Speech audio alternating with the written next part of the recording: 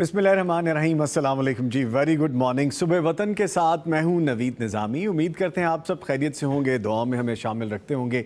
देख लीजिए कैसा मोहब्बत भरा साथ है कि जब हफ्ते का आगाज़ होता है और वीकेंड के बाद जब नया वीक स्टार्ट होता है तो हम मुलाकात करते हैं, लाइव मुलाकात होती है। सुबह वतन यही एक काविश है, पैगाम टेलीविज़न की यही एक कोशिश है कि आपसे जब बराह रास्त मुलाकात हुआ करे तो हम आपको कुछ मालूमात फराहम कर सकें, दीन के हवाले से रहनुमाई दे सकें, और आप हमें कुछ बताना चाहते हैं तो वो हम आपसे जान लें। सुबह वतन आपका अपना पसंदीदा प्रोग्राम, इसको पसंद करने का बहुत शुक्रिया। फॉर्मेट आपको बताता हूँ। तलावत कुरान करीम से आगाज़ किया जाता है, करने का काम आज का वजीफ़ा बताया जाता है, आज की किताब जो मुस्लिम लाइब्रेरी में होनी चाहिए उसके बारे में बताया जाता है, और फिर मुख्तलिफ सेगमेंट हम शामिल करते हैं, जैसे टॉपिक ऑफ द डे। आज भी एक टॉपिक है जिसके बारे में आपको बताएंगे, और फिर आज हमारा सेगमेंट है ख्वाबों की ताबीर के हवाले से भी। नंबर आपको बताता चलूं कि अगर आप हमसे ताउन करना चाहते हैं पैगाम टेलीविज़न से तो हमसे रब्ता कर सकते हैं। आप लाइव कॉल करना चाहते हैं तो हमारा नंबर आपको हम बताया करते हैं 042111700 यानी 042-111-700 और 000 डायल कीजिए, लाइव कॉल कीजिए। पैगाम टेलीविज़न से रब्ता करने वालों में आप शामिल हो सकते हैं। एक वक्त में एक सवाल करें, मुख्तसर बात करें, ज़्यादा लोग शामिल हो सकेंगे। और टीवी का वॉल्यूम, टीवी की आवाज़ आपने बंद रखनी है। एक सहूलत और हमने आपके लिए पैदा कर दी है कि व्हाट्सएप पे आप हमसे रब्ता कर सकते हैं। इस प्रोग्राम के बाद, इस सेगमेंट के बाद, जब भी आप 24/7 अपने सवालात जानना चाहते हैं, रिटन में आप हमें मैसेज भेज सकते हैं और ऑडियो मैसेज भी भेज सकते हैं। नंबर है जो आप अपने टेलीविज़न स्क्रीन पर भी अभी देखेंगे, 0321-565-2000 यानी 0321-565-2000। इस पे आप हमसे रब्ता कर सकते हैं। याद रखिए कि ये ऑडियो मैसेज और रिटर्न मैसेज के लिए है। सुबह वतन का प्रोग्राम आप तक पहुंचाने के लिए हमें ताउन हासिल रहता है। आज भी हमें ताउन हासिल है सूफी सोप एंड केमिकल इंडस्ट्रीज़ का, दारुस्सलाम इंटरनेशनल का और हसीन हबीब प्राइवेट लिमिटेड का ताउन आज भी हमें हासिल है।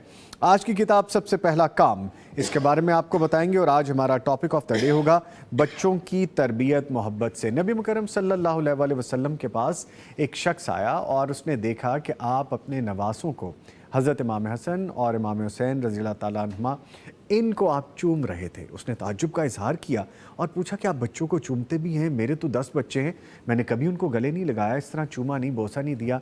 तो नबी मुकर्रम सल्लल्लाहु अलैहि वसल्लम ने फरमाया कि अगर अल्लाह ने तुम्हारे दिल से मोहब्बत निकाल ली है, ख़त्म कर दी है, तो अब मैं इसके बारे में क्या कह सकता हूँ। हमें ये सबक मिलता है कि बच्चों के साथ मोहब्बत से पेश आना चाहिए। हम अपने बच्चों का अक्स हैं। हम उनकी तरबियत मोहब्बत से करेंगे या गुस्से से करेंगे या उनको नज़रअंदाज करते रहेंगे, लापरवाही बरतेंगे, तो हमें वो अक्स नज़र आएगा। जब खुद ज़िंदा होंगे तब तक भी देखेंगे, और फिर उन बच्चों की नस्लें जो कल खुद वालिदैन बनेंगे तो वो भी फिर ये भुगतेंगे और देखेंगे। कभी ये भी करके देखिए कि किसी मिरर के सामने खड़े हों और अपनी करख्त सी शक्ल बनाइए और अपने चेहरे के ज़ाविये और खदोखाल चेक कीजिए कैसे लग रहे हैं, तो आपको उसका जवाब मिलेगा। इसी तरह से अपने आप को मुस्कुराते हुए देखिए और ये सोचिए कि आपके बच्चे आपको मुस्कुराता हुआ देख के अपनी तरबियत करते आपको देख रहे हैं, तो कितना फ़र्क नज़र आएगा। इस पे हम डेफिनेटली बात करेंगे। मौजूद मेहमान स्टूडियोज़ में हमें ज्वाइन कर चुके हैं, तारुफ़ करवाता चलूँ। हमारे साथ मौजूद हैं हाफिज़ इब्राहीम अहमद बिन अजीज़ी, इनको खुशामदीद कहेंगे। हाफिज़ साहब अस्सलाम वालेकुम, कैसे हैं आप? खैरियत से हैं? माशाल्लाह। और इनके साथ मौजूद हैं आपकी जानी पहचानी शख्सियत मुफ्ती मौलाना मोहम्मद अजमल भट्टी साहब, फ़ाज़िल मदीना यूनिवर्सिटी, हदीस और शरई उलूम के उस्ताद, PhD स्कॉलर, और आज थोड़े खांसने वाले भी। इनको खुशामदीद कहते हैं। सर अस्सलाम वालेकुम। वालेकुम अस्सलाम व रहमतुल्लाह। सर इंशाल्लाह ठीक हो जाएगी तबीयत इंशाल्लाह ताला। आज भी मुझे लगा कि हल्का सा मामला खराब है, ठीक हो जाएगा इंशाल्लाह। हम इस तरह करते हैं ना, तलावत कुरान करीम सुनते हैं तो इंशाल्लाह बड़ा सुकून मिलेगा। हाफिज़ साहब आगाज़ कीजिए प्लीज़। अऊज़ु बिल्लाहि मिनश शैतानिर रजीम, बिस्मिल्लाहिर रहमानिर रहीम। वक़ाल अल्लज़ीन कफ़रू रब्बना अरिनल लज़ैनि अज़ल्लाना रब्बना अरिना अल्लज़ैनि अज़ल्लाना मिनल जिन्नि वल इंसि نجعلهما تحت أقدامنا ليكونا من الأسفلين إن الذين قالوا ربنا الله ثم استقاموا تتنزل عليهم الملائكة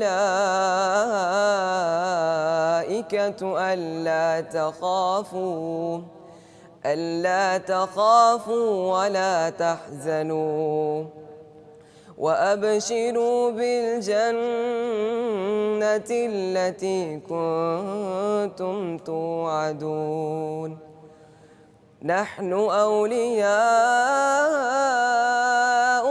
في الحياة الدنيا وفي الآخرة ولكم فيها ما تشتهي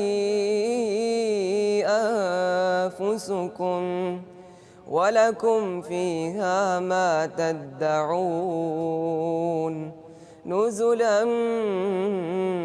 من غفور رحيم ومن أحسن قولا ممن دعا إلى الله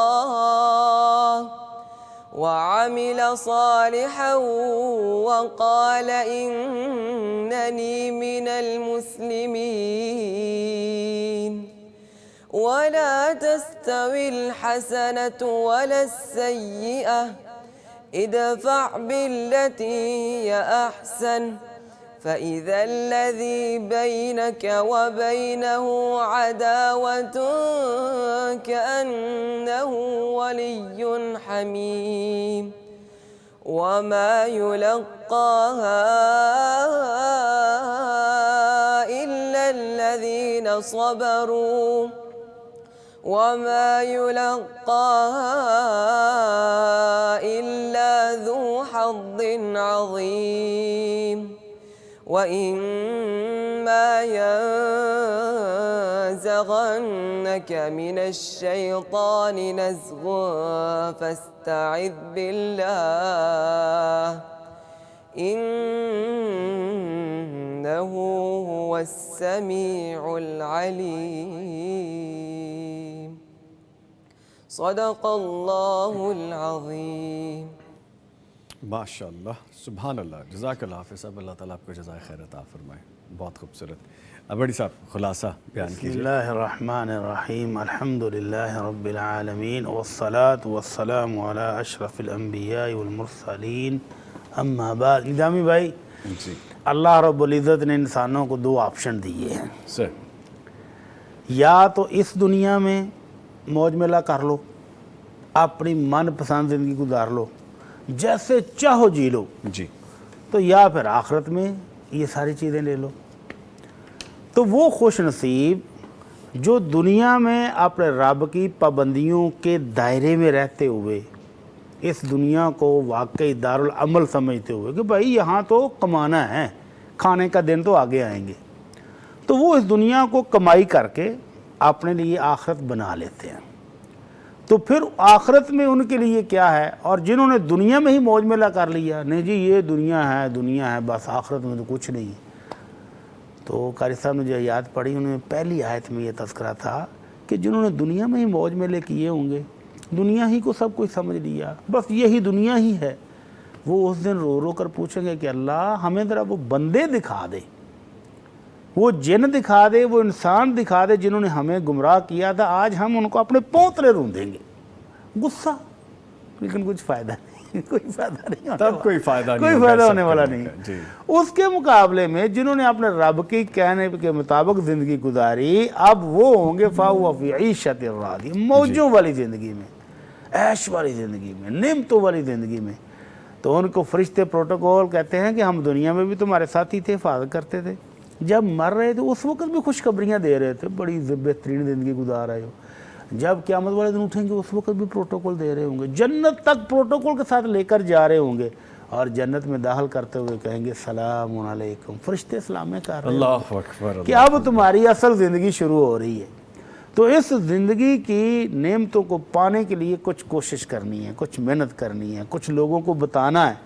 تو اللہ کہتا ہے کہ اس سے افضل اور اعلیٰ بھی کوئی نہیں ہے جو یہ میرے اس دین کی، میری اس نعمتوں والے جنت کی دعوت دوسروں تک دیتا ہے، جی دوسروں کو دعوت پہنچاتا ہے. جیسے ہم بھی کوشش کر ہی رہے ہیں ادنا سی، تو اللہ تعالیٰ ہماری کوشش کو بھی قبول فرمائے. انشاءاللہ تو آمین. دوسروں کو دعوت بھی دینی ہے، اور اس دعوت کی راہ میں جو مشکلات آئیں اس پر صبر کرنا ہے.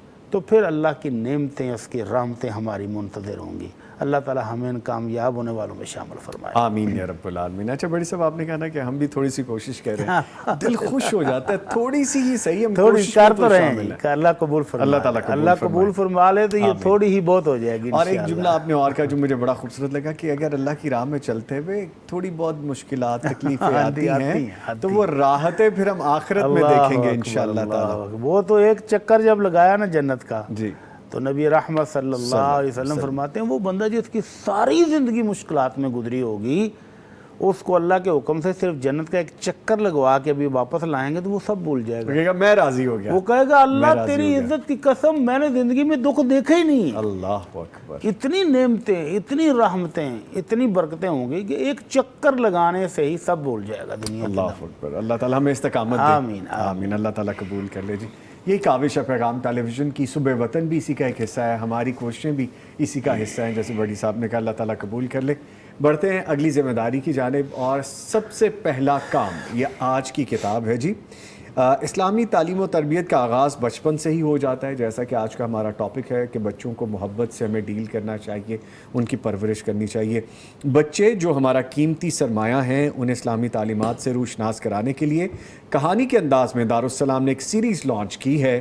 یہ کہانی آپ کو بتائے گی کہ جب کہیں پہنچے، کسی سے ملیں یا کسی گفتگو کا آغاز کریں تو سب سے پہلے کیا کہیں. کہانی کی کہانی اور تربیت کی تربیت ہے. بچوں میں اسلامی تعلیمات سے آگاہی کے لیے اسے اسکولز کی سطح پر پھیلانے سے معاشرے میں بہتری آئے گی انشاءاللہ. کوشش یہ کرنی چاہیے کیونکہ جو بیس ہے بچوں کی، انہی دنوں میں ارلی ایجز میں اگر ہم بچوں کی تربیت کا آغاز کر دیں گے تو پھر ہمیں یہ شکوہ نہیں ہوگا کہ ہمارے بچے یہ نہیں کر رہے، ہمارے بچوں نے یہ نہیں سیکھا. سکھانا تو ہم نے ہے اور بتانا بھی ہم نے ہے. اور اس کتاب کا جس طرح میں اکثر آپ کو بتایا کرتا ہوں کہ آپ دیکھیے، اگر اندر سے بھی پرنٹنگ بھی خوبصورت ہے، اس کے کتنے خوبصورت طریقے سے جو سمجھ آنے والی باتیں ہیں اس میں. یہ دیکھیں لفظ لکھے گئے ہیں باقاعدہ کہ سمجھ آ جائیں. یہ دیکھیے یہ تربیت کے سارے مراحل اس میں لکھے ہوئے ہیں. آلدو کہ ایک چھوٹی سی کتاب ہے لیکن کوشش بہت اچھی ہے.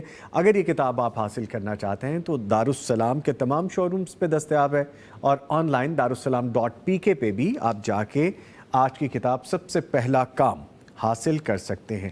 اور اس کتاب سب سے پہلا کام کے بعد اب دوسرا کام بھی کر لیتے ہیں، بلکہ ہمارا دوسرا تیسرا چوتھا ہو گیا ہے. آج کا وظیفہ کرنے کا کام بھٹی صاحب سے جان لیتے ہیں. سر پلیز وہ بھی فرمائیے. جی آج کا وظیفہ بہت شاندار اور قیمتی بھی ہے جی، اور تقریباً ہر گھر کی ضرورت بھی ہے. اچھا یہ وہ والا تو نہیں جس کے بارے میں وارڈروب میں بات کر رہے تھے؟ یہ ڈیفرنٹ ہے مجھے لگ رہا جی ہے. میں عرض کر رہا ہوں کہ نبی رحمت صلی اللہ علیہ وسلم کا ایک سچا اور سچا فرمان آپ کی خدمت میں پیش کرنا ہے جو ہم سب کی ضرورت ہے. یقیناً یقیناً. دنیا میں کوئی شخص ایسا نہیں جو کہے کہ ہمیں ضرورت نہیں ہے. اور وہ کیا ہے کہ ہم سے لوگ یہ امید رکھتے ہیں کہ کوئی دنیا کا مسئلہ ہو، روحانی ہو، جسمانی ہو، مالی ہو، کاروباری ہو، گھریلو ہو، ہمیں پٹی صاحب سے وظیفہ مل جائے گا. ٹھیک ہے. تو ہم ان کی خدمت میں عرض کرنا چاہتے ہیں کہ ہم وظیفہ بیچنے والے کوئی کاروباری حضرات نہیں ہیں. اللہ بدقسمتی سے اللہ اکبر. ٹی وی چینلز پر، اخبارات میں، رسائل میں، جرائد میں، میگزینز میں لوگ وظائف بیچتے ہیں، ہم ان میں شامل نہیں ہیں. ہر چیز کا وظیفہ، مثلا آپ شوگر کا وظیفہ لے لیں، آپ ہارٹ اپنا بلڈ پریشر کا وظیفہ لے لیں، آپ کینسر کا وظیفہ لے لیں. بھائی ہر چیز کا وظیفہ کہاں سے بنا رہے ہو آپ؟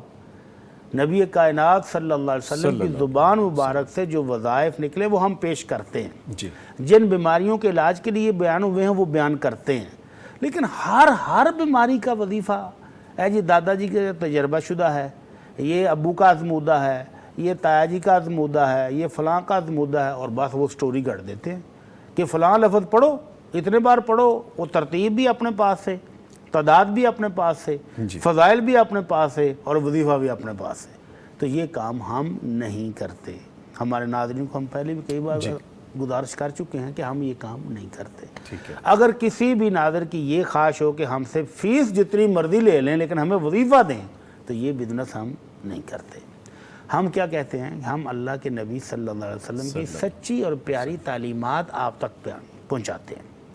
تو انہی تعلیمات میں سے ایک آپ کا فرمان ہے کہ ان اللہ انزل الداء والدواء، جس مالک نے دنیا میں بیماری کو بھیجا ہے وہی اسی بیماری کی دوا بھی بیچتا ہے، اور اس نے ہر بیماری کا علاج رکھا ہے۔ اگرچہ ہم انسانوں تک کی پہنچ نہیں ہے، ابھی کچھ دریافت ہم نہیں کر سکے، یا کسی خاص علاقے میں اس کی دوائی موجود نہیں ہے، تو وہ الگ بات ہے، لیکن اللہ نے جو بھی بیماری بھیجی ہے اس کا علاج بھی بھیجا ہے۔ جی۔ تو اللہ کے نبی صلی اللہ علیہ وسلم کا حکم ہے فَتَدَاوَوْا وَلَا تَدَاوُوا بِحَرَام، تو اللہ کے بندو علاج کرواؤ، جو بیماری ہے جسمانی اس کا علاج کرواؤ، اور حرام چیز نہیں استعمال کرنی علاج میں۔ جی۔ اور ایک اور فرمان میں فرمایا یا عباد اللہ تداووا، اللہ کے بندو علاج کراؤ، ان اللہ لم ينزل الداء الا انزل لها شفاء، اللہ نے جو بیماری دنیا میں بھیجی ہے اس کا علاج اور شفا بھی ساتھ ہی بھیجا ہے۔ الا السام والحرم، سوائے بڑھاپے اور موت کے، دو چیزوں کا علاج نہیں ہے، باقی ہر بیماری کا علاج موجود ہے۔ ایلوپیتھی میں نہیں ملے گا، طب نبوی میں ملے گا، طب نبوی نہیں مل کسی اور علاج میں مل جائے گا، آپ کوشش کریں۔ تو اس لیے ہمارے وہ تمام ناظرین جو ہمیں چھوٹی چھوٹی باتوں پر میسج کرتے ہیں، فون کرتے ہیں، جی بڈی صاحب یہ ہو گیا تو ہمیں اس کا وظیفہ چاہیے، تو ان سے گزارش ہے کہ جو دعائیں ہم بتاتے ہیں مخصوص مسائل میں وہ دعائیں پڑھیں، اور اگر کسی خاص بیماری کے لیے اللہ کے نبی کی زبان مبارک سے کوئی علاج نکلا تو ہم وہ بتائیں گے۔ ہمارے پاس دادا جی کا، ابو جی کا، تایا جی کا، چچا کا آزمودہ کوئی نہیں ہے، اور نہ ہی ہم بتاتے ہیں۔ ٹھیک ہے، ٹھیک ہے۔ بڑی صاحب نے نا بہت سارے میسج دے دیے، اس میں ایک لائیو کالر ہے، ان کی طرف جانے سے پہلے یہ ذمہ داری بن جاتی ہے جب معاملہ پیسوں کا ہو تو زندگی میں ہر کام پیسوں سے نہیں ہوتا۔ اگر آپ کچھ کرنا ہی چاہتے ہیں، کسی کے کام آنا چاہتے ہیں، تحقیق کر کے اس تک خود پہنچ جائیے اور اس کی مدد کر دیجئے۔ صرف پیسوں سے ساری دنیا نہیں خریدی جا سکتی، اللہ سے لو لگانی ہے تو پھر اللہ سے جڑنا ہوگا، پھر آپ کو پیسے پوسے نہیں دینے پڑیں گے۔ اینی وے، تحقیق جاری رکھیے، جستجو جاری رکھیے، اللہ تعالیٰ آسانیاں کریں گے۔ آج کے پہلے کالر ان کی جانب بڑھتے ہیں۔ جی السلام علیکم۔ وعلیکم السلام بھائی، میں نے اجمل بٹی جلاوالہ سے کال کر رہی ہیں، شکریہ آپ نے کال کی، تھوڑا اونچا بولیے پلیز۔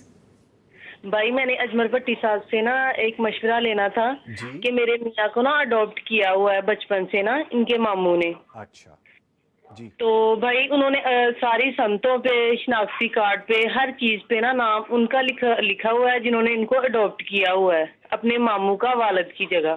جی تو بھائی ان پہ تو نہیں نا گناہ اس کا؟ ٹھیک ہے، کیونکہ نبی صلی اللہ علیہ وسلم نے فرمایا ہے کہ ان پہ نہ اس کے فرض قبول ہوں گے، نہ نفل قبول ہوں گے، تو نہ وہ جنت کی بہاریں لے سکیں گے۔ تو بھائی وہ اس دن سے بہت پریشان ہے۔ میری بہن آپ نے کال کی، آپ کی سلجھن ابھی بٹی صاحب سے لیتے ہیں جو کہ مسکرا رہے ہیں آپ کا سوال سن کے۔ شکریہ آپ نے کال کی، یقیناً پریشانی ہوگی بڑی صاحب۔ اللہ اکبر جی، یہ عموماً ہمارے ہاں غلطی کی جاتی ہے کہ بچہ اڈاپٹ کیا ہے تو اس کی فوراً ولدیت تبدیل کر دیتے ہیں، بلکہ یہاں تک بھی مسائل آتے ہیں جب بچہ تھوڑا سمجھدار ہوتا ہے، اس کو پتہ چلتا ہے کہ میرا حقیقی والد فلاں ہے، اور جس کے گھر میں ہوں وہ میرا ماموں ہے، وہ خالو ہے، وہ چچا ہے، وہ تایا، وہ کچھ اور ہے جی۔ تو وہ ضد کرتا ہے کہ نہیں جی میرے نام کے ساتھ تو اسی کا نام ہوگا جس کے گھر میں پال رہا ہوں۔ بلکہ ایسے بچوں کو بھی پتہ چلا کہ جب ان کا میٹرک کا داخلہ جانا تھا، ایڈمیشن جانا تھا، تو فارم کے اوپر نام لکھنے شروع کیے جی۔ تو اس کو پتہ چلا کہ یہ کیا ہے، آج تک تو میں فلاں کا بیٹا تھا، تو آج میٹرک کے پیپر جانے ہیں، تو یہ کیا ہے بھائی؟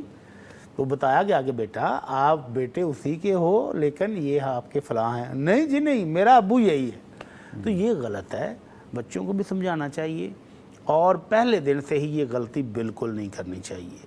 جیسا کہ بہن نے کہا ہے کہ وہ باپ پریشان بھی ہیں، تو اب وہ بچہ جو پریشان ہے تو اس کا علاج یہی ہے کہ ڈاکومنٹس کے اندر اپنا نام تبدیل کرا لے۔ ہو جاتا ہے، تھوڑی محنت کرنی پڑے گی، مشقت کرنی پڑے گی، لیکن تبدیل ہو جائے گا۔ تو اس کو تبدیل کرا لیں تاکہ گناہ سے بھی بچیں اور ذہنی پریشانی سے بھی بچیں۔ ٹھیک ہے، اور اگر وہ یہ نہیں کرتے تو پھر غلط ہے معاملہ. پھر غلط ہے، غلط کرنے والے کو گناہ ہے، ان کو گناہ پھر بھی نہیں ہے. لیکن اگر یہ تبدیل نہیں کراتے تو پھر یہ بھی مجرم ہوں گے.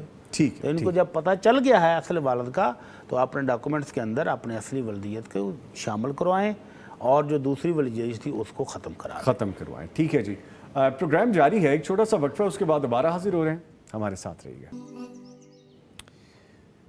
یوٹیوب کے لائیو لنک پہ بھی ہمیں سوالات موصول ہو رہے ہیں. ایک سوال ہے، رقیہ حمید لکھتی ہیں السلام علیکم سر. جی وعلیکم السلام.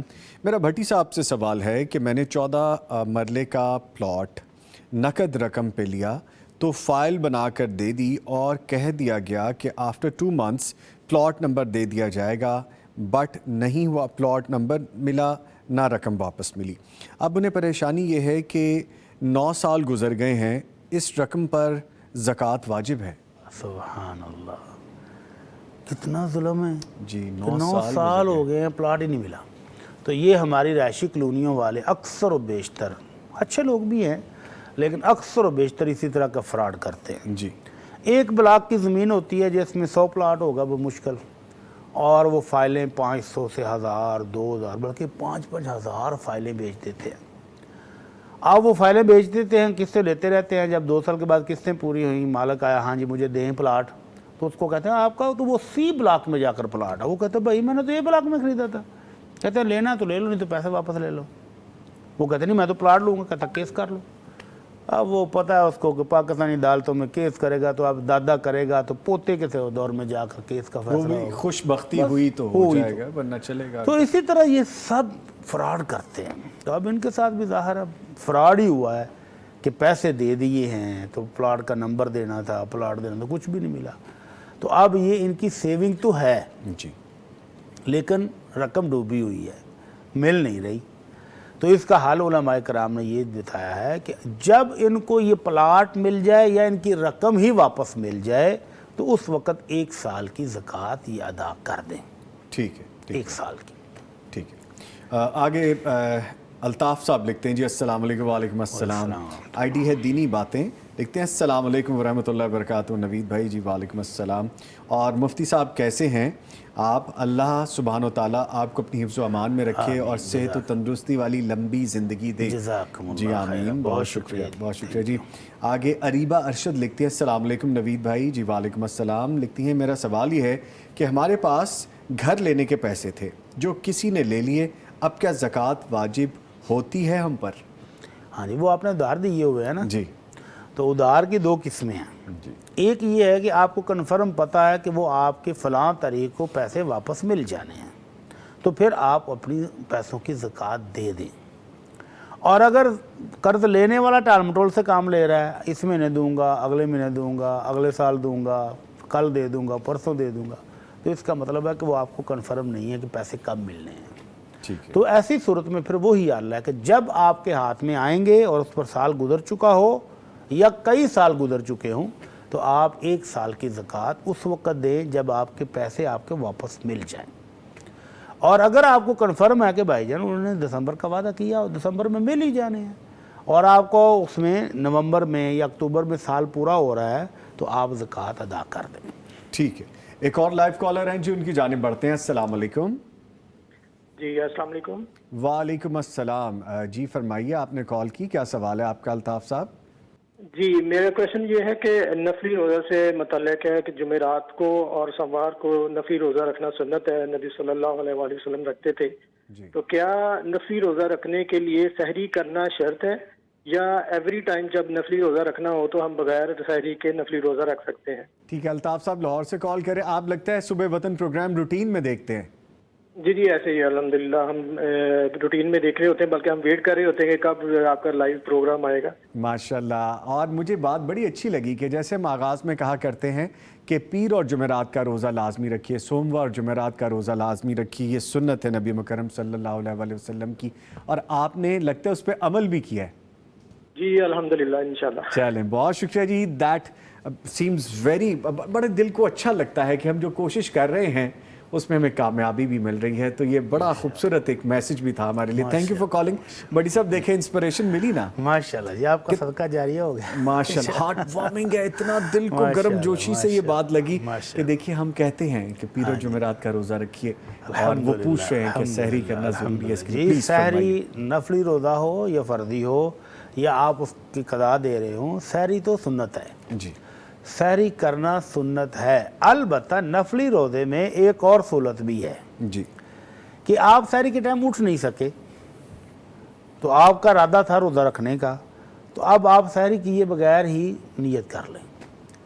और अगर आपको सुबह दिन चढ़ने के बाद प्रोग्राम बना के हुई आज सोमवार था मैं रोज़ा रख लेता हूँ जी और सुबह से कुछ खाया पिया नहीं था, तो आप सुबह यानी इस वक्त भी 9-10 बजे तक भी इसकी नियत कर सकते हैं। नियत कर सकते, खा नहीं सकते, खा नहीं सकते, नियत कर सकते। सहरी ठीक है। तो सहरी के टाइम थी ना। सहरी के टाइम अब अगर आपने सहरी नहीं की और आपका प्रोग्राम अब बन जाए रोज़ा रखने का, तो आप इस टाइम भी इसकी नियत से रोज़े शुरू कर सकते हैं। अल्लाह के नबी सल्लल्लाहु अलैहि वसल्लम घर तशरीफ लाए और अगर पूछा जी खाने को कुछ है, तो आपसे कहा गया हमारे माँ बाप कुर्बान, आज तो सिवाय पानी की कुछ नहीं है। तो आपने फरमाया अच्छा फिर मैं रोज़े की नियत कर लेता हूँ। तो यानी इशराक पढ़कर आप घर तशरीफ़ लाते थे, तो आपने इशराक के बाद घर आकर रोज़े की नियत कर ली कि चलो कुछ नहीं है तो फिर रोज़ा कर लेते हैं। एक दफ़ा दोबारा फिर आए, आपने पूछा कुछ खाने को है, तो आपको कहा कि जी हाँ जी कुछ है, हम सायों ने कुछ तोहफा भेजा था है, तो आपने कहा फिर लाएँ बिस्मिल्लाह, वैसे मैंने रोज़े की नियत कर ली थी। तो नफली रोज़े में आपको सहरी करें सुन्नत है, करनी चाहिए, लेकिन अगर आप नहीं कर सके, आप लेट उठे हैं और या उठने के बाद आपका प्रोग्राम बना, आपको याद आया आज सोमवार है, आज जुमेरात, रोज़ा रख लेना चाहिए और सुबह से कुछ खाया पिया ना हो, तो सुबह 8-9 बजे तक भी इसकी नियत आप कर सकते हैं। अगर इससे लेट हो जाए भट्टी साहब, तो जवाल तक कर सकते हैं, 12 बजे से पहले 12 बजे से पहले। और फर्जी रोज़े की रात को नियत करना ज़रूरी है। ठीक है, ठीक है। लें जी, एक और कॉलर हैं, उनकी जानिब बढ़ते हैं जी। अस्सलाम वालेकुम। वालेकुम अस्सलाम। माजिद अली साहब हुजरा शाह मुकीम से कॉल की, शुक्रिया कॉल करने का। पूछिए, क्या सवाल पूछेंगे? जी सर, मैंने पूछना था कि मेरी ना भाभी हैं, उनकी ना अभी एज भी कम है, तकरीबन की 30 से 31 साल उनकी एज है। तो उन्हें ना मतलब घुटनों का मसला मतलब हो गया, ना उनसे बैठा जाता है, ना ही उनसे मतलब ज्यादा देर तक खड़ा हुआ जाता है और काफी ज्यादा दर्द रहता है और सर में भी काफी ज्यादा मतलब ना उन्हें तकलीफ रहती है, मतलब सर भारी भारी सा रहता है। तो हम चाह रहे थे कोई आप ऐसा वजीफा बता दें या इसके बेहतर अल्टरनेटिव का सोल्यूशन। अच्छा माजिद साहब, यकीनन डॉक्टर को तो दिखाया होगा पहले? जी जी बिल्कुल। डॉक्टर क्या कहते हैं? डॉक्टर कहते हैं उनके ना घुटनों में गैप आ चुका है। अच्छा, तो उसका सोल्यूशन बताया उन्होंने, ट्रीटमेंट बताया? जी उन्होंने बताया था बिल्कुल। तो वो करवा रहे हैं आप? जी जी वो भी करवा रहे हैं। अच्छा, चलें, लेकिन हाँ हाँ जी ठीक है, शुक्रिया आपने कॉल की। असबाब भी हम तो कहते हैं, हमारा दीन कहता है, भट्टी साहब बल्कि बताएंगे कि असबाब जो हैं उसके वो करने चाहिए। Sir please फरमाइएगा। जी मेरे भाई, वज़ाइफ जो हैं वो इन दर्दों के लिए तो नहीं है जी, लेकिन उमूमी दर्द जहाँ हो रहा हो, नबी रहमत सल्लल्लाहु अलैहि वसल्लम का हुक्म है कि उस जगह पर हाथ रख कर 3 दफ़ा पढ़ें बिस्मिल्लाह बिस्मिल्लाह बिस्मिल्लाह, और 7 दफ़ा फिर ये दुआ पढ़ के दम करें, आऊज़ु बिइज़्ज़तिल्लाहि व कुदरतिही मिन शर्रि मा अजिदु व उहाज़िर, कि मैं अल्लाह इज़्ज़त वाले की कुदरत और ताकत से मदद मांगते हुए दुआ कर रहा हूँ कि अल्लाह मुझे इस तकलीफ़ से निजात दे दे। तो अल्लाह के फ़ज़ल से उस तकलीफ़ का अफाका हो जाता है। ठीक है। और ये मैंने दुआ कई दफ़ा पढ़ के अपने आप को दम किया है। अच्छा, हाँ जी, कई दफ़ा रास्ते में जाते जाते आंख फड़कने लग गई, दर्द शुरू, सर में दर्द शुरू, तो कोई गैस की प्रॉब्लम की वजह से सीने में कोई घुटन से महसूस हुई, तो फ़ौरन मैंने चलते चलते गाड़ी चलाते चलाते हाथ रखा, 3 दफ़ा बिस्मिल्लाह पढ़ी, अल्लाह के नबी का फरमान पढ़ा, अपने आप को दम किया, अल्हम्दुलिल्लाह आराम आ जाता है। तो आप भी पूरे यकीन से ईमान के साथ, घुटने में दर्द है तो उसके ऊपर हाथ रख के बिस्मिल्लाह 3 दफ़ा पढ़ें और फिर ये दुआ पढ़ के दम कर लें। अच्छा अल्लाह भट्टी ताला साहब, शिफा दे। आमीन आमीन। ये जो आँख का फड़कना है, कुछ लोग बड़ा समझते हैं कि बड़ी हाँ खतरनाक वो बात है। अजीब व गरीब किस्म के हमारे तवाहमात हैं। दाईं आंख फड़के तो कोई दौलत आने वाली है, बाईं फड़के तो कोई नुकसान होने वाला है, ये सारे तवाहमात हैं। आंख बेचारी भी अल्लाह की मखलूक है, उसमें कोई प्रॉब्लम आया होगा, कोई कचरा आ गया, कोई रेत का ज़र्रा पड़ गया, کوئی اس کو آنے والی وینز میں کوئی رکاوٹ آئی تو وہ بیچاری ڈسٹرب ہوئی ہے جی۔ تو اللہ سے دعا کریں، دم کریں اور ساتھ اس کا علاج کریں، کو پانی کے چھینٹے ماریں، کو ڈرافٹ ڈالیں، ٹھیک ہو جائے گی انشاءاللہ۔ ٹھیک ہے ٹھیک ہے۔ اچھا ڈاکٹر صاحب ریٹن کویسچنس میں سے ایک کویسچن ہے تو آگے، لیکن مجھے لگا کہ یہ پوچھنا چاہیے جی فوری پہلے پوچھ لینا چاہیے۔ لکھا گیا کئی مائیں اپنے ساتھ نہلانے کے لیے بچوں کو بھی واش روم میں لے جاتی ہیں، کیا ایسا کرنا درست ہے اور کتنی عمر تک ایسا کیا جا سکتا ہے؟ ہاں، ماؤں کو بھی شرم و حیا کی تعلیمات اسی طرح ہیں جس طرح کے والدین کو ہیں۔ جی اللہ کے نبی صلی اللہ علیہ وسلم کے صحابی آئے، کہنے لگے اللہ کے نبی جب ہم گھر میں ہوں تو کیا اپنے کپڑے وغیرہ اتار کے بیٹھ سکتے ہیں؟ جی گھر میں اکیلے ہیں جی تو ایزی فیل کر گرمیوں کا دینا ہے تو ذرا چادر شادر اتار دیں۔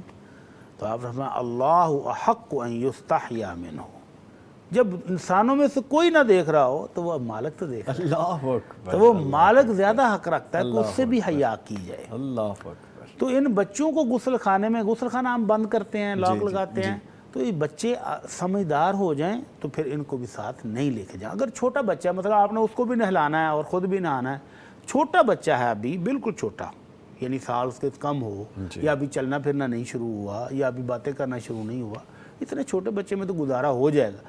لیکن وہ بچے جو سمجھدار ہیں، رنگ برنگی باتیں کرتے ہیں اور آج کل کے موبائل کے دور میں رنگ برنگی ویڈیو دیکھتے ہیں، اس کی تو بالکل بھی اجازت نہیں ہونی چاہیے۔ ٹھیک ہے، تو بچوں کو نہلاتے وقت والدہ کپڑوں سمیت ہو، اس کو نہلا کے باہر بٹھائے اور پھر خود نہا لے۔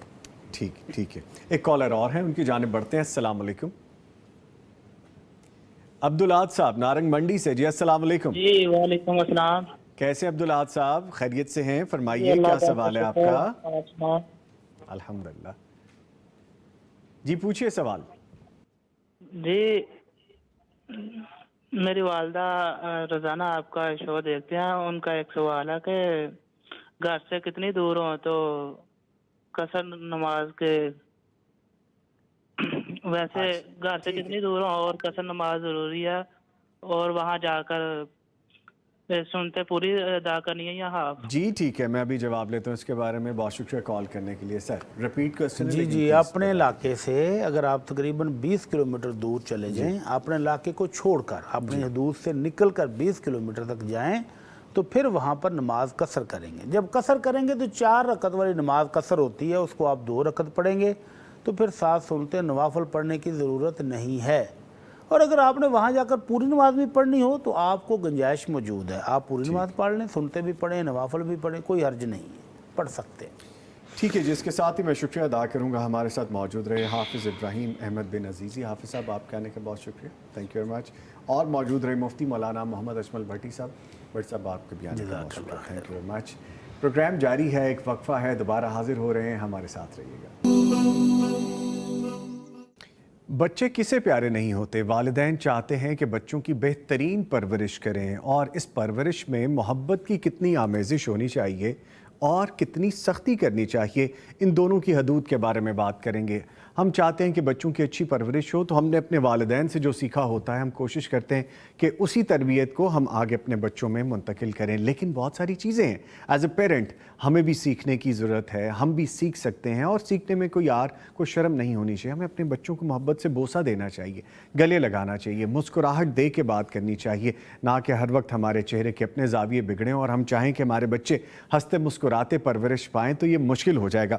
رات میں کتاب پڑھ رہا تھا اور وہ کسی ماہر نفسیات کی تھی، فلپا پیری آئی گیس ان کا نام تھا، اور بک کا نام تھا I wish my parents can read this book اور ریڈ دس بک۔ اس میں تھا کہ باقاعدہ وہ پیرنٹ جو چاہتے ہیں کہ بچوں کی تربیت کس طرح ہونی چاہیے، وہ اس میں سے سیکھ سکتے تھے بہت سی چیزیں، نہ صرف دنیاوی طور پہ بلکہ دینی طور پہ ہم بات کریں تو نبی مکرم صلی اللہ علیہ وآلہ وسلم نے، ہمارے خوبصورت دین اسلام نے تو ہمیں بہت پہلے سب کچھ سمجھا دیا، جس کا ہم آج ذکر بھی کریں گے، اور وہ تربیت کیا ہے جس کی ہمیں ضرورت ہے۔ اس پہ گفتگو کرنے کے لیے دونوں اسپیکٹ کے لیے ہم نے دونوں شخصیات کو مدعو کر رکھا ہے۔ تعارف کرواتا چلوں، ہمارے ساتھ موجود ہیں پروفیسر ڈاکٹر محمد مجتبیٰ صاحب، جو کہ ماہر نفسیات ہیں، head of institute of psychiatry Gulab Devi teaching hospital. ان کو خوش آمدید کہیں گے۔ جی السلام علیکم سر۔ جی وعلیکم السلام۔ کیسے ہیں آپ؟ خیریت سے ہیں؟ جی تھینک یو ویری مچ، آپ نے صبح سویرے وقت نکالا، تھوڑا مشکل ہوتا ہے لیکن تھینک یو آپ تشریف لائے جی. ان کے ساتھ ہماری بڑی پیاری شخصیت ہے جن سے ہم بہت سیکھتے ہیں. میں ان کو اپنے استادوں میں سے بھی مانتا ہوں کہ جب بیٹھتے ہیں تو ان کی گفتگو سے ہم کچھ نہ کچھ لے لیتے ہیں اور پھر خود بھی عمل کرنے کی کوشش کرتے ہیں. ہمارے ساتھ موجود ہیں سید جنید غزنوی صاحب, اسلامک اسکالر ہیں, ماہر تعلیم ہیں.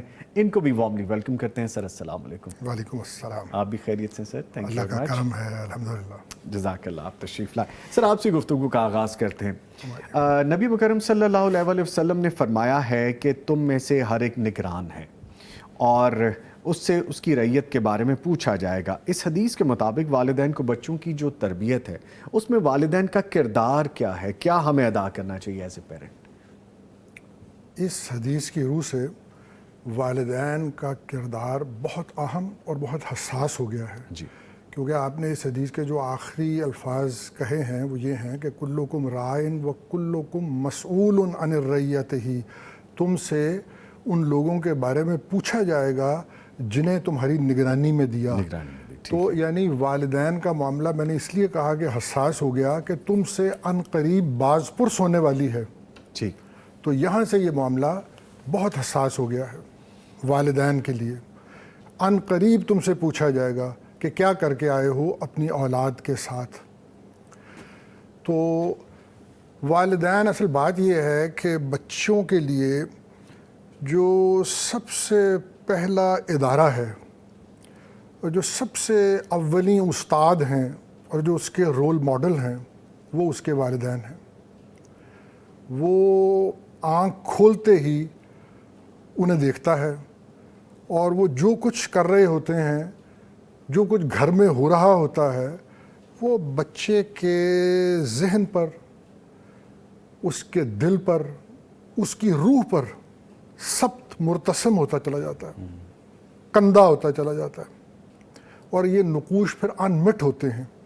یہ جو گھر میں جو کچھ والدین بچے کے کر رہے ہوں یہ دیر پا نقوش ہوتے ہیں جو بچے کے ساتھ چلتے ہیں.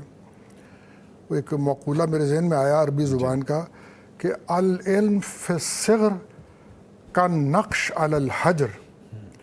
یہ بچپن میں جو کچھ لکھ دیا جائے یہ ایسے ہوتا ہے جیسے پتھر پہ کوئی چیز کندہ کر دی گئی ہے, اور یہ پھر ہمیشہ وہ نشان باقی رہتے ہیں. یعنی بچوں کے ذہن میں ہم تحریر خود لکھ رہے ہوتے ہیں, جو تربیت دے رہے ہوتے ہیں, جو کر کے دکھا رہے ہوتے ہیں. جی بالکل. میں یہ عرض کروں کہ ایک تو ہے نا باقاعدہ کہ بھئی بٹھا کے کسی کو الف بے پڑھانا شروع کر دیں.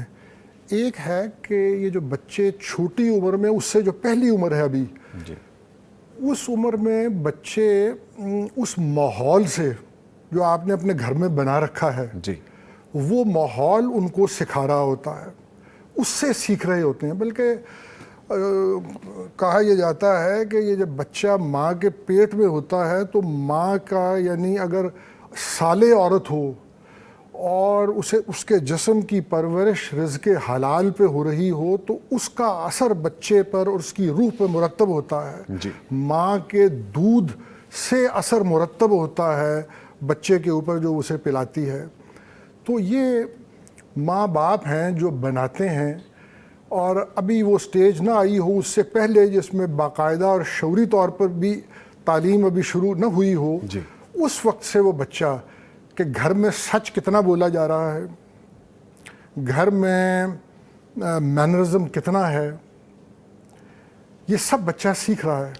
اچھا سر, آپ کی جو بات ہے کہ گھر میں کس طرح کا ماحول ہے, کیا رویہ, میں ڈاکٹر صاحب کو, پروفیسر صاحب کو شامل کرنا چاہوں. ڈاکٹر صاحب یہ بتائیے گا, میں کتاب پڑھ رہا تھا, ویسے تو ہم انسانوں کو بھی پڑھتے رہتے ہیں, ہمارے ارد گرد جو لوگ ہوتے ہیں کہیں دیکھتے ہیں کہ بچوں پہ تشدد ہو رہا ہے, والد اتنا غصے والا ہے کہ فون, یا والدہ ہی بہت غصے والی ہے کہ بچوں کو کوئی بھی بات کرنی ہے تو ڈانٹ کے, اس کے علاوہ بات نہیں ہو رہی.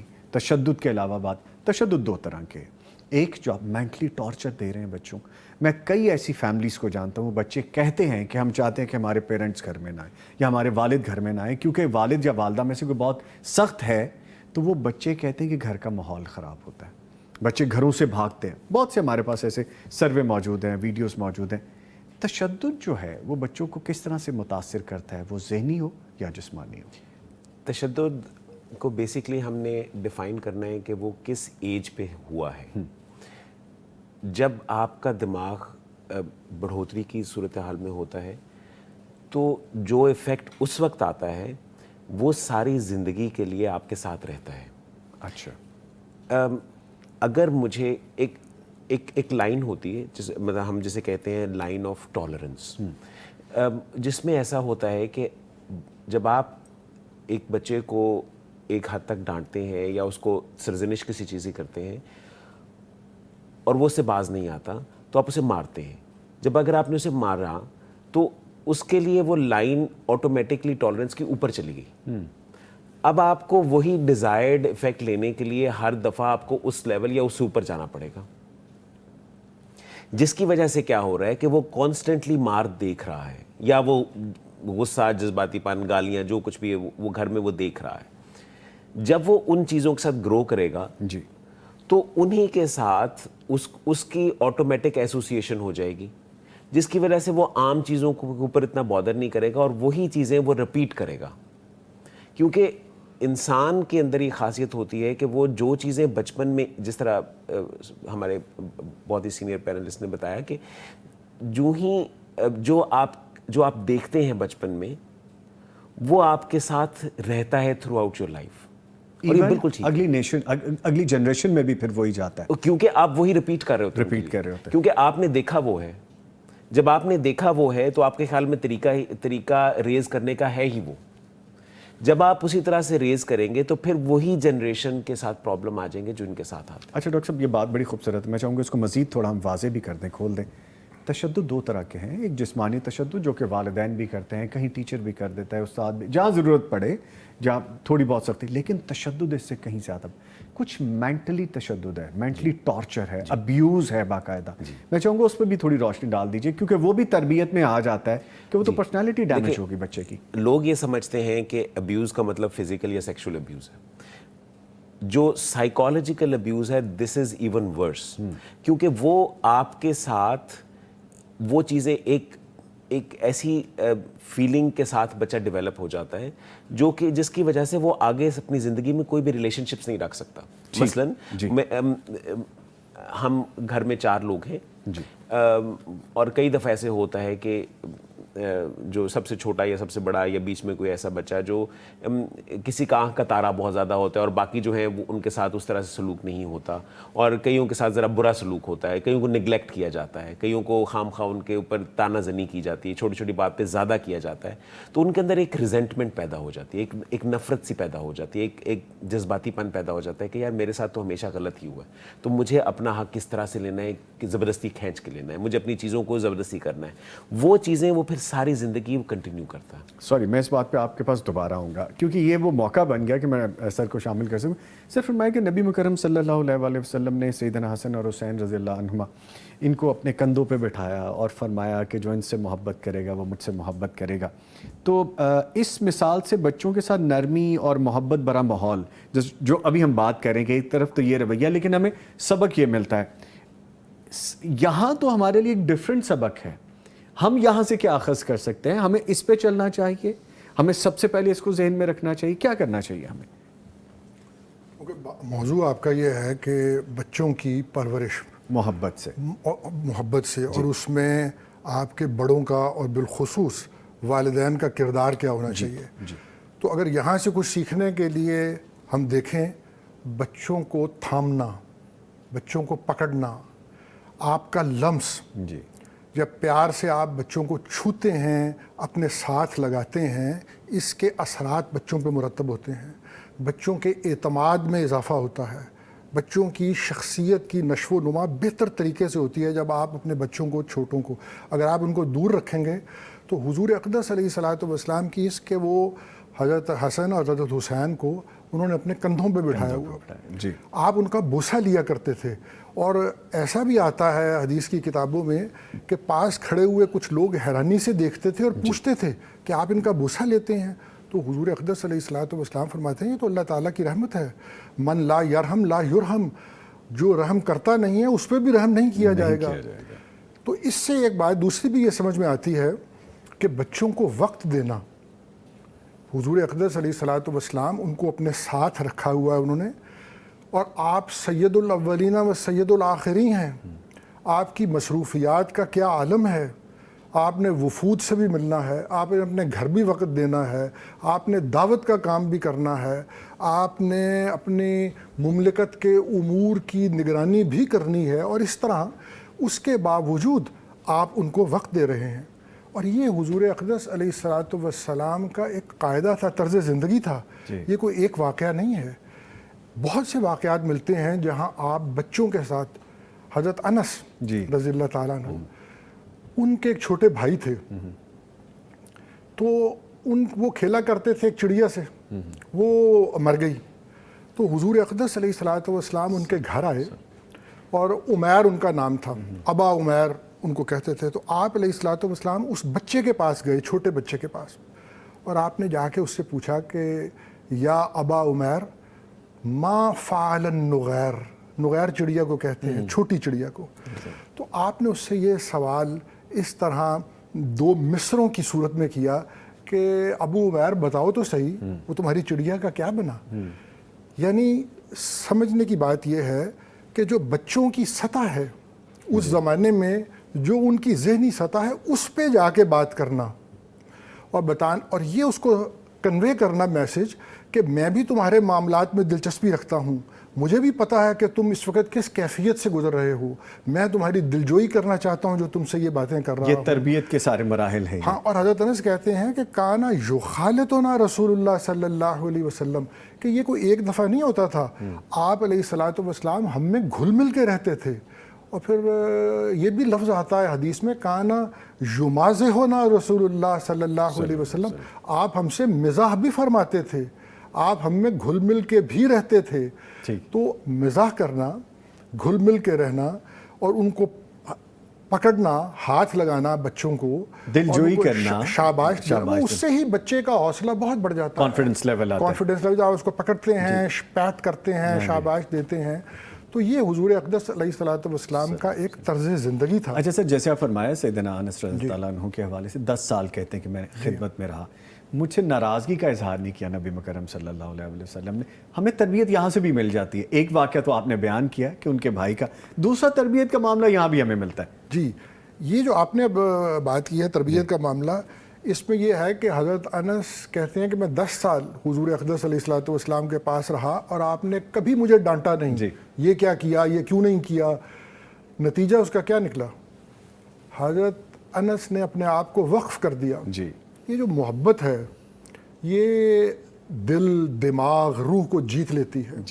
اور جیسے یہ ڈاکٹر صاحب نے بھی کہا, جو دوسری چیز ہے جو غصہ ہے, اس سے پھر ایک اریٹیشن, ایک ریاکشن پیدا ہوتا ہے. اس طرح آدمی پھر آپ کا متی نہیں ہوتا. یہ جو محبت ہے یہ, اس سے تو آپ سب کام کر لیتے ہیں, اور تربیت میں اصل چیز یہی محبت ہی ہے. ٹھیک ہے. اچھا ڈاکٹر صاحب, وہ بات ہماری جہاں پہ میں نے چھوڑی تھی کہ ایک طرف یہ ایلیمنٹ آتا ہے کہ وہ تشدد صرف ہم جسمانی سمجھتے ہیں یا ابیوز ہم سمجھتے ہیں کہ جس طرح بچے کے ساتھ. یہ جو تشدد ہے, بچوں کا کانفیڈنس لیول, سوچنے سمجھنے کی صلاحیت, ان کی شخصیت کا, پرسنالٹی کا براٹ اپ کس حد تک ڈیمیج کر دیتا ہے؟ ہم کس تشدد کی بات کر رہے ہیں, جسمانی ہو یا ذہنی ہو؟ کیونکہ دونوں کے مختلف آؤٹ کمز ہیں. دونوں پلیز بتائیے. اچھا, جو جسمانی تشدد ہے, ایسا بچہ عام طور پہ جب جو وہ بڑے ہوتے ہیں, ہم لانگ ٹرم آؤٹ کم کی بات کرتے ہیں, ایسے بچے جو ہوتے ہیں کیونکہ انہوں نے بہت زیادہ مار بچپن میں دیکھی ہوتی ہے, تو ان کے اندر ان کا جو سیلف کانفیڈنس ہے یا اپنی شخصیت کا بڑھوتری ہے وہ کم ہو جاتی ہے. وہ دوسروں پہ ڈپینڈنٹ ہو جاتے ہیں, اور وہ کوئی بھی نیا کام کرتے ہوئے بہت ڈرتے ہیں. مثلا کوئی کام, کوئی پروجیکٹ شروع کرنا ہے, کوئی کچھ کرنا ہے, تو عام طور پہ ایسے لوگ بہت زیادہ ڈرتے ہیں کیونکہ they are less confident about what the outcomes are going to be, کیونکہ ان کو ڈر ہوتا ہے کہ میں ناکام نہ ہو جاؤں. کیونکہ وہ اگر میں اپنے والد کے ایکسپیکٹیشنز کے اوپر پورا نہیں اترتا اور وہ مجھے مارتے ہیں, تو مجھے ہر وقت, چاہے وہ نہیں بھی ہیں زندگی میں, مجھے وہ ایک ایکسپیکٹیشنز میرے ذہن میں ہے کہ میں نے سب سے اچھا پرفارم کرنا ہے. ڈاکٹر صاحب مجھے اجازت دیجیے گا, اس کا مطلب یہ ہے کہ جن بچوں کے ساتھ یہ کرتے ہیں وہ فیلئر پہلے ہی ذہن میں رکھ کے بیٹھ جاتے ہیں, وہ خوف ذہن میں رکھ کے بیٹھ جاتے ہیں. پلیز, جس کی وجہ سے وہ نئے کام کرتے ہوئے بہت ڈرتے ہیں, اور وہ کوشش کرتے ہیں کہ وہ کام کیا جائے جس میں بہت سیف ہو. تو ایسے لوگ زندگی میں بہت زیادہ کامیابی کی طرف نہیں جا پاتے, نمبر 1.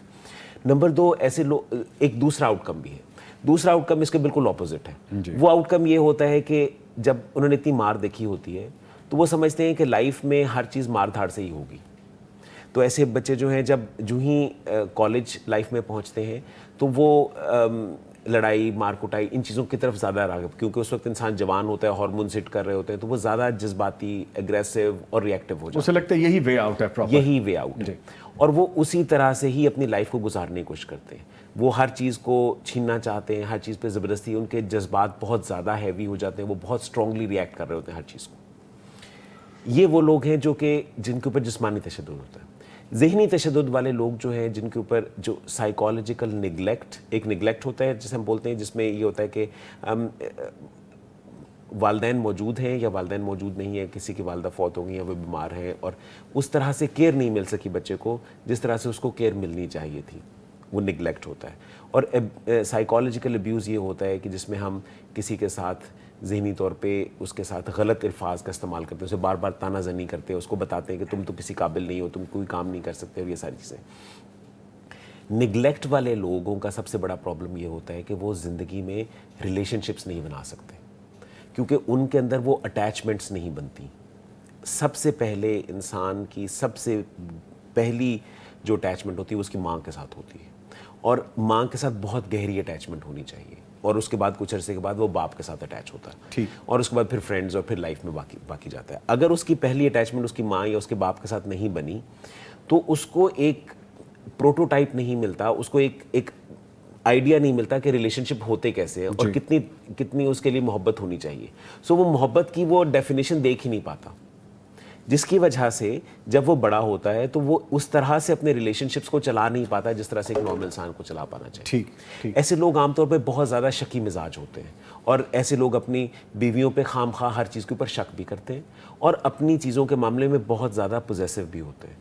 ان کو ہر چیز میں یہ ہوتا ہے کہ یہ میری چیز ہے, اس کو اس طرح سے لے کے چلنا ہے, اس کو اس طرح سے لے کے چلنا ہے. وہ پرفیکشنزم کا یعنی میرے مطابق ہونا چاہیے, لیک کر جاتے ہیں نارمل زندگی کو. ایگزیکٹ, ٹھیک ہے. اچھا سر, جس طرح ابھی ڈاکٹر صاحب بھی فرما رہے ہیں, ایک طرف تو یہ خلا آ جاتا ہے, ہم تھوڑا سیگریگیٹ بھی دیکھتے ہیں کہ بیٹے کے ساتھ یہ رویہ ہے, بیٹی کے ساتھ یہ رویہ ہے, جبکہ نبی مکرم صلی اللہ علیہ وسلم کی اگر ہم مثال دیتے تو اپنی نواسی سیدہ امامہ بنت زینب رضی اللہ عنہا کو نماز کے دوران بھی اپنے کندھوں پر انہوں نے اٹھائے رکھا. یہ بھی ایک ہمیں تربیت ملتی ہے. تو اس واقعے سے والدین کو اپنے بچوں کی شخصیت سازی میں کیا کردار ادا کرنا چاہیے, اگر ہم اس چیز کو ذہن میں رکھتے ہیں؟ کیونکہ ہم کرتے کیا ہیں, بیٹے کو پریفرنس دے دی, کوئی کام ہے, کھانا ہے, کوئی چیز ہے, اس کو پریفرنس دے دی. بچیوں کے حوالے سے بھی بتائیے. اچھا, اس میں تو دو باتیں ذہن میں آتی ہیں. جی, یہ جو آپ نے حضرت امامہ کی بات کی, جی, ایک تو خود بچوں کے حقوق ذہن میں آتے ہیں اور سمجھ میں آتے ہیں, جی, کہ کیونکہ وہ ایک چھوٹی بچی بھی ہیں, جی, تو اس حوالے سے یہ کہ اس حد تک یعنی ان کا حق ادا کرنا ہے. نماز میں حضور علیہ الصلوۃ والسلام نے ان کو اٹھایا ہوا ہے, یہی بات آپ نے کہی نا. جی, بالکل بالکل. تو آپ یہ دیکھیے کہ اس حد تک, یعنی اگر کسی وقت بچے کو ضرورت ہے اور اس کی اس ضرورت کو پورا کرنے والا کوئی نہیں ہے, اس کو تنہا نہیں چھوڑا جا سکتا ہے کسی بھی وجہ سے, تو حضور اقدس علیہ الصلوۃ والسلام نے نماز میں بھی اس بچی کو اٹھایا ہوا ہے کہ وہ پریشان نہ ہو. اس طرح ایک دوسری روایت میں بھی ہے کہ حضور اقدس علیہ الصلوۃ والسلام یہ فرماتے ہیں کہ میں بعض اوقات میرا دل چاہتا ہے کہ میں نماز میں تلاوت کو لمبا کر دوں, لیکن پھر کسی بچے کے رونے کی آواز میرے کان میں آتی ہے اور میں نماز میں تلاوت کو مختصر کر دیتا ہوں کہ اس بچے کی ماں کو تکلیف ہو رہی ہوگی. تو بچوں کے حقوق کا اس حد تک خیال کہ حقوق اللہ ادا کرتے ہوئے بھی حضور اقدس علیہ الصلوۃ والسلام مخلوق پہ شفقت کو نہیں بھولتے تھے. ایک یہ بات. ایک دوسری بات جو آپ نے کہی کہ انہوں نے کیونکہ بچی کو اٹھایا ہوا ہے, تو آپ نے یہ کہا کہ یہ جنڈر کا جو معاملہ ہے, لڑکیوں اور لڑکوں کا کیا معاملہ, تو اس میں دیکھیے جو ہمیں دین سے کہ حضور اقدس علیہ الصلوۃ والسلام ان سے برابر کا سلوک فرمایا کرتے تھے, اور آپ تلقین بھی یہی کیا کرتے تھے. جیسے میرے ذہن میں اس وقت فوراً یہ آیا کہ آپ نے یہ فرمایا کہ جب تم کوئی چیز بانٹتے ہو اپنی اولاد میں, تو سب میں برابر تقسیم کیا کرو. میں وہ ورثے کی بات نہیں کر رہا. جی. جب کوئی چیز بانٹتے ہو, کوئی تحفہ دیتے ہو, سب میں برابر تقسیم کیا کرو. اور بہت سی باتیں ہیں, یعنی ایک کا اگر میں ذکر کروں کہ حضور اقدس علیہ الصلوۃ والسلام نے بچیوں کی طرف جو توجہ دلوائی ہے, آپ نے یہ فرمایا کہ جو اپنی بچیوں کی اچھی تربیت کرتا ہے وہ قیامت کے دن میرے ساتھ ہوگا.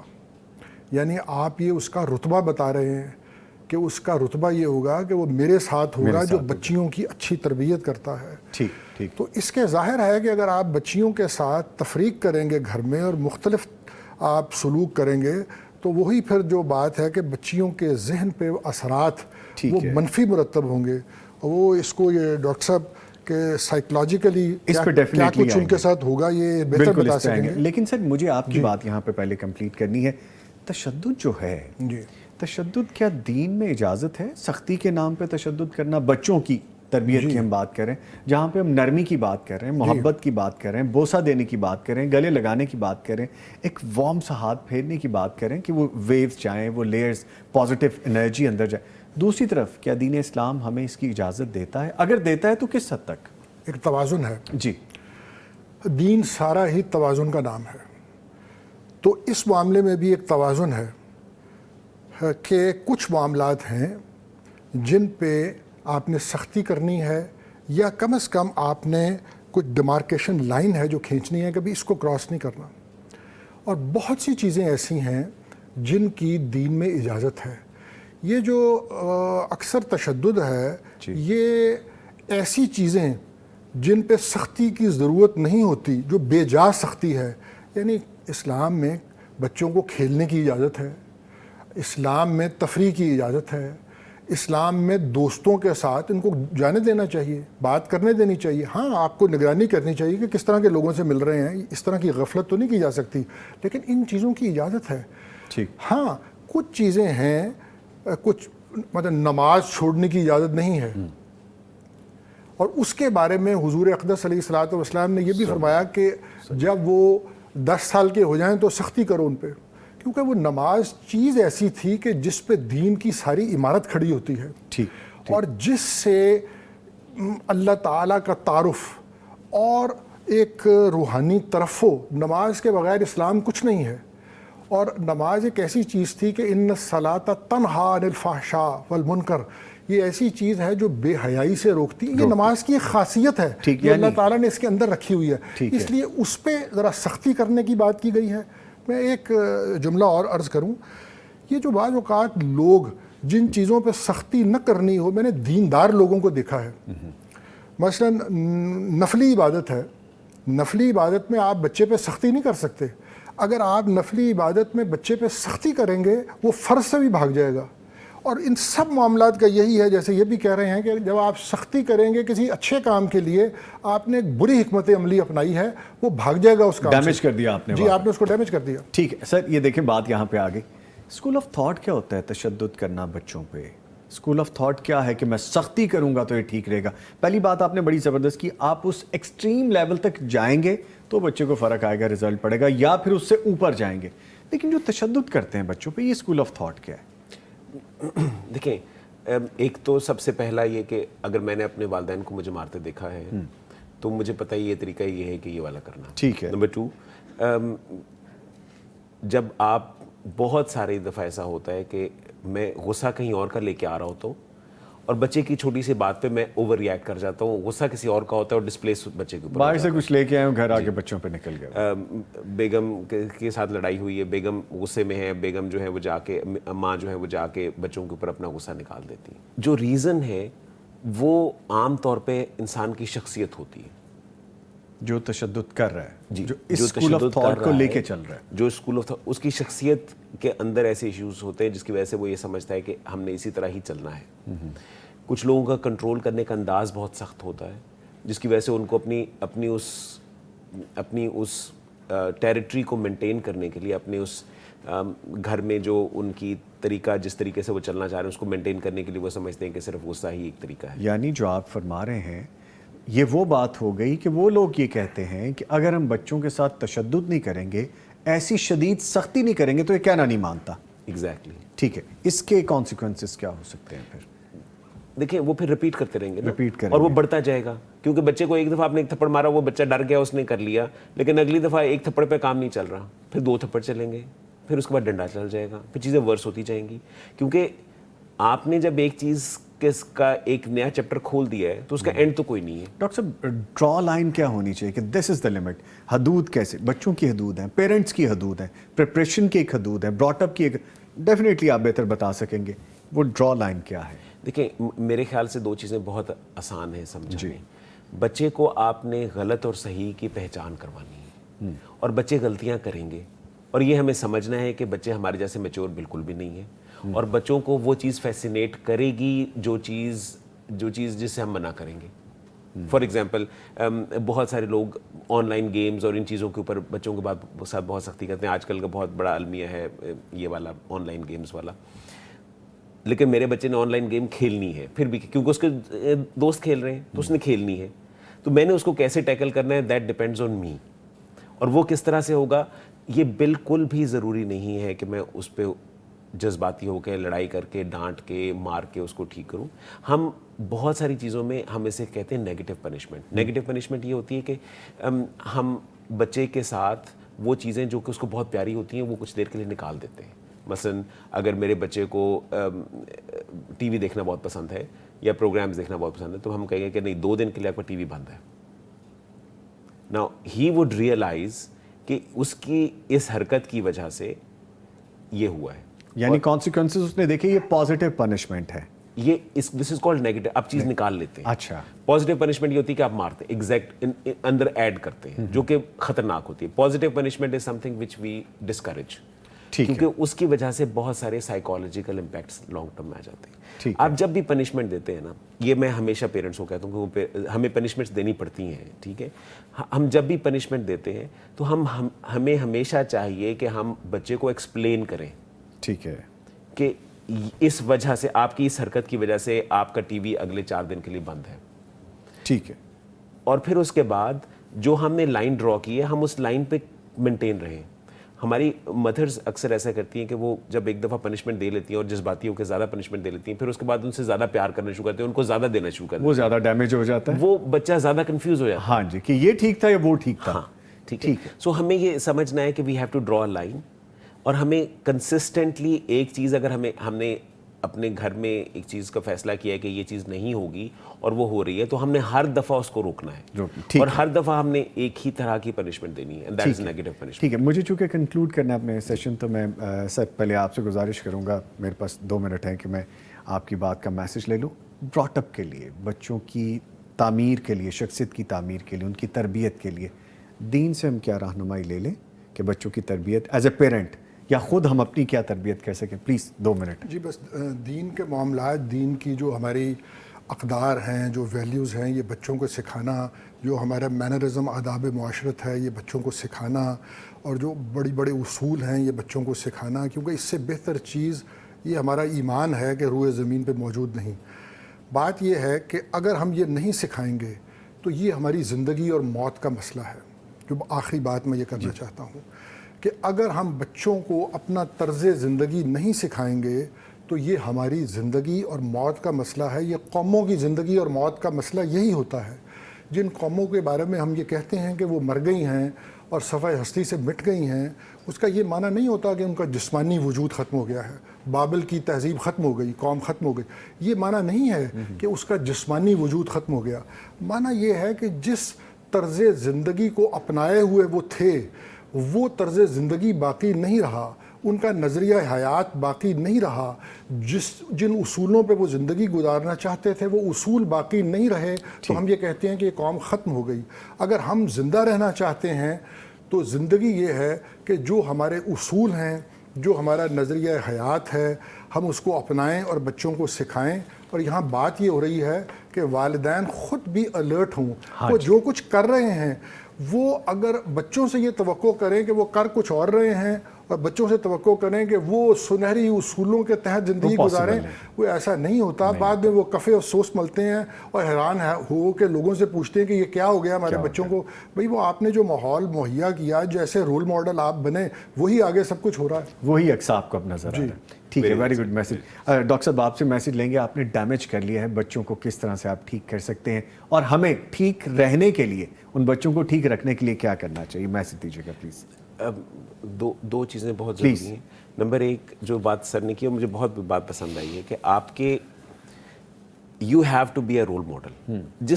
جو گھر میں ہو رہا ہے نا، بچہ اسی کو ہی لے کے چلے گا ساری زندگی. جو آپ کے گھر میں صحیح ہے وہ بچے کے لیے ساری زندگی صحیح رہے گا. جو آپ کے گھر میں غلط ہے وہ آپ کے بچے کے لیے ساری زندگی غلط رہے گا، کیونکہ وہ آپ نقوش چھوڑ کے جا رہے ہیں. جی، نمبر ایک. نمبر دو، میں ہمیشہ ہی کہتا ہوں، اور یہ بہت پلیز یہ بات میں سارے پیرنٹس کو کہنا چاہتا ہوں کہ parenting is a full time job. It's a job. یہ ایسے نہیں ہے کہ شادی ہوگی تو بچے کریں اور جتنے مرضی کرتے چلے جائیں. اٹس اے جاب جو کہ آپ کو آنی چاہیے، اور اگر آپ کو نہیں آتی تو اس کے بارے میں پڑھیں، سیکھ لیں، اس کے سیکھ لیں.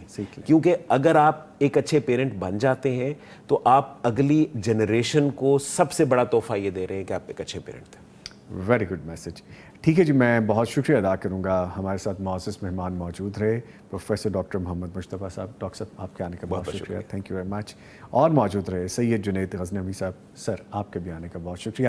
آخری لائن ایسی دے گئے آپ کہ وہ قومیں ختم ہو جایا کرتی ہیں جو تربیت میں لیک کر جاتی ہیں، جو اپنے اصل کو چھوڑ دیتی.